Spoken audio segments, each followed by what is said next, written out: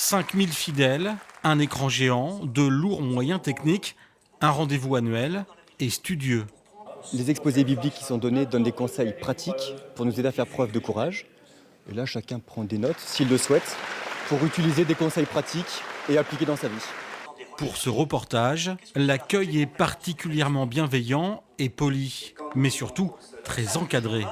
Impossible par exemple de choisir une famille dans l'assemblée, ce sont les organisateurs qui nous la proposent. Mes parents m'ont élevé dans cette religion et depuis l'adolescence, j'ai moi aussi pris la décision de devenir témoin de Jéhovah. Et depuis, c'est un mode de vie pour moi. On est conscient aussi que les gens, par méconnaissance, ont des préjugés ou des a priori. Maintenant, nous, c'est notre foi, on en est convaincus, donc on la partage et on respecte aussi les croyances des autres. Cela fait 8 ans qu'ils viennent dans ce centre des congrès à côté d'Angoulême. Même si le mouvement n'est pas considéré comme une secte en France, impossible de ne pas aborder les critiques et les interrogations que suscitent les témoins de Jéhovah. On s'efforce d'être des citoyens modèles. Personnellement, je travaille, on travaille tous comme ça. Donc pour ce qui est d'isoler les personnes, on ne peut pas réellement dire ça.